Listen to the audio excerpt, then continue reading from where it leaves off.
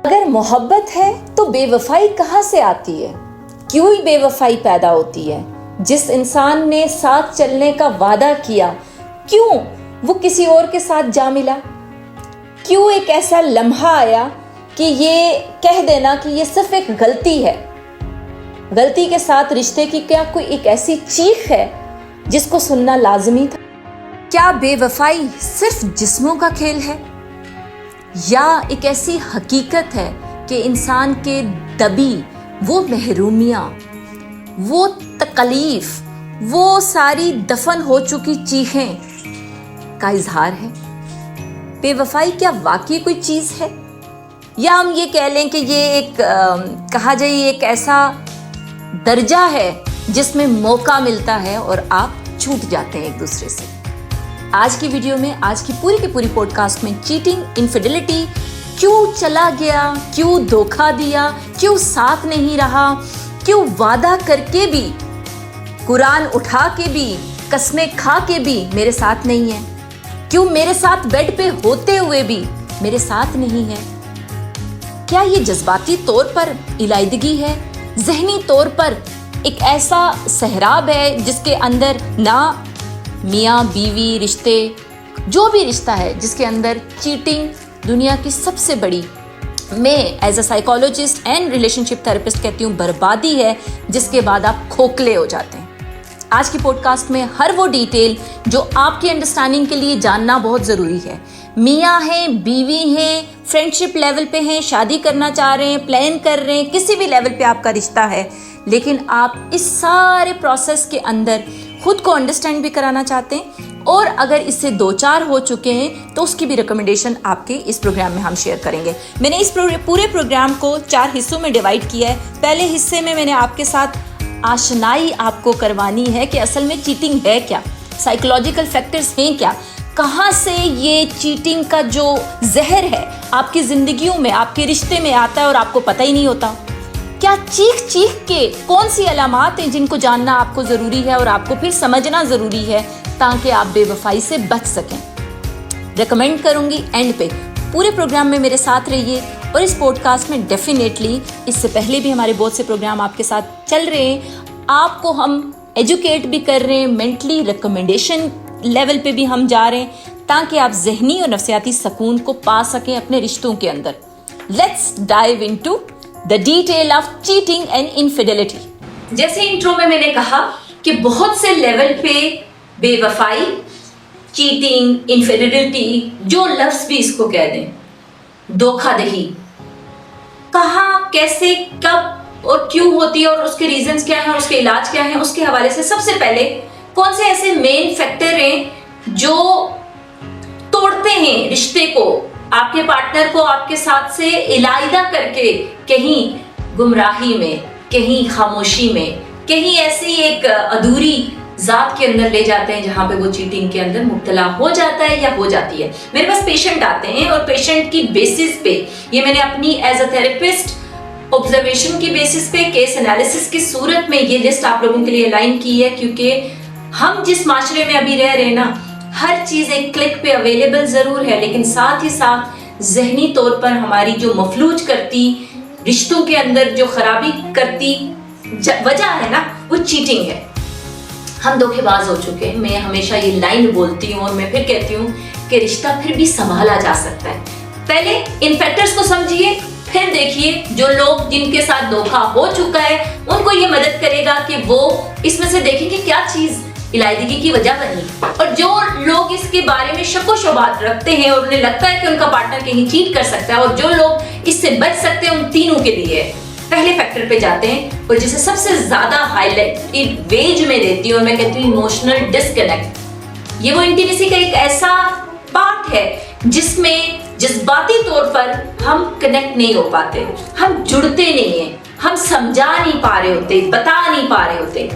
दूसरा और मेल, ये ज्यादातर मेल के अंदर पाया जाता है, जिसमें सेक्सुअल डिसफंक्शंस या सेक्सुअल फंक्शनैलिटी या सेक्सुअल डिस्कनेक्ट सेटिस्फेक्शन। मेरे पास क्लाइंट आते हैं और ज्यादातर उनमें ये होता है कि मेरी अट्रैक्टिवनेस नहीं अब रही मैम, मैं इतना ज्यादा अब उस अपने पार्टनर से अट्रैक्ट नहीं हो रहा, और बाहर की लड़कियों के साथ जब मैं अट्रैक्ट होता हूँ तो मेरी सेक्सुअल पावर्स बहुत हाई होती हैं। डेफिनेटली इन चीजों के बेस लाइन्स हैं, लेकिन ये भी मेन रीजन बन रहा होता है। रिवेंज और एंगर, कहीं ना कहीं एक दूसरे के साथ बातचीत करते हुए ऐसे अल्फाज, ऐसी हरकत, ऐसी मुहरकत की जाती हैं जिसकी बेसिस पे हम कॉन्शियसली और अनकॉन्शियसली अपने पार्टनर के साथ रिवेंज लेना शुरू कर देते हैं। छठा फैक्टर बताने से पहले मैं सबसे रिक्वेस्ट करना चाहूंगी कि मेरी टीम, हम बहुत मेहनत करते हैं कंटेंट को जनरेट करने के लिए और बड़ा इस पे हार्ड वर्क है। इसके लिए लाइक, सब्सक्राइब और शेयर ज़रूर कीजिए ताकि ज़्यादा से ज़्यादा कंटेंट लोगों तक पहुंचे और लोग अपनी शादियों को, रिश्तों को, क्योंकि ज़्यादातर ये कहा जाता है ना कि यहाँ पे तो कोई रिलेशनशिप थेरेपिस्ट या अच्छा ऑथेंटिक साइकोलॉजिस्ट हमारे पास है ही नहीं जिसके पास जाके इस तरह की बहुत इंपॉर्टेंट और सीक्रेट बेस बात की जाए जिससे हल मिले और नॉन जजमेंटल भी हो। तो हमारी सर्विस कनेक्ट कर सकता है अगर आप मौका देंगे हमें कि आप शेयर करें, लोगों तक पहुंचाएं हमारा कंटेंट। चलें जी, छठे फैक्टर पे जाते हैं। छठा फैक्टर इसलिए भी इंपॉर्टेंट है कि ये इंसानी जात के साथ कनेक्टेड है। इंसान किस तरह से अपने बचपन से लेकर जवानी और जवानी से जो रिश्ते की कैफियत तक जाने तक का जो उसका सफर है, उस दौरान में वो क्या महसूस करता है। जो इंसान और जिस इंसान की खुद एतमादी जो है, जिसे हम सेल्फ एस्टीम कहते हैं, अगर कम होगी ना तो वो एतमाद हासिल करने के लिए, किसी से बकअप हासिल करने के लिए और इसमें हम कहते हैं कि खुद को बेहतर महसूस करने के लिए वो दूसरे की तरफ रुजू करता है और बार बार रुजू करता है। सातवां भी कनेक्टेड इस तरह से है कि ये कहते हैं ना, जिसको खाता वही नहीं है जिसको मिलता नहीं है। ये अपॉर्चुनिटी से रिलेटेड है। तो जिसको जहां मौका मिला वो अपना वो सफर शुरू कर देता है। मौका नहीं मिलता तो हम उन्हें कहते हैं वो पाक साफ है, ऐसा नहीं है। जिनको मौका भी मिले और वो जाए ना, वही हमारा वफादार होता है।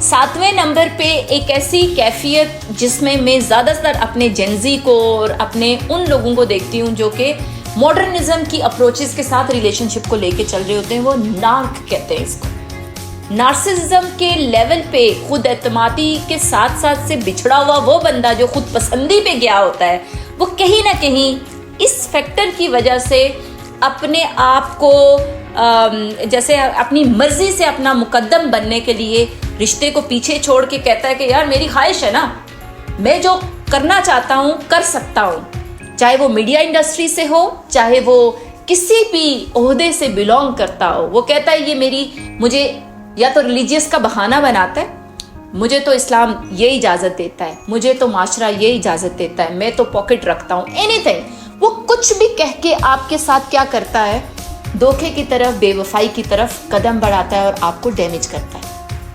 आठवां फैक्टर भी बहुत इंपॉर्टेंट है क्योंकि ये माजी के वो सदमात हैं जिसे मैं कहती हूँ, ये यादों के बसे वो ट्रॉमाज होते हैं, वो ऐसे जख्म होते हैं जो कभी रिजॉल्व ही नहीं हुए, लेकिन जो ही मौका मिलता है, जहाँ पे आपका बचपन या माजी की बेतमाती कहीं पे भी आती है, आप अपने रिश्ते से साइड पे होते हो, बॉर्डम की तरफ जाते हो और फौरन से जंप करते हो बेवफाई की तरफ। तफसील से इसलिए बता रही हूँ कि समझिए, पहले रुकिए। हम लोगों ने बहुत भागना शुरू कर दिया है। हम लोग रील्स और शॉर्ट के चक्कर में ना अपने आप को फंसा के हम चीज़ों को समझते नहीं है और हम कहते हैं कि बस मुझे तो ये कोर्ट मिल गई है, इसकी बेस पे मैंने ज़िंदगी का फैसला कर लेना है। नो, चीज़ों को जांचना, समझना और रिश्तों के अंदर तो बहुत ज़रूरी है कि आपके रिश्तों की गहराई को समझे।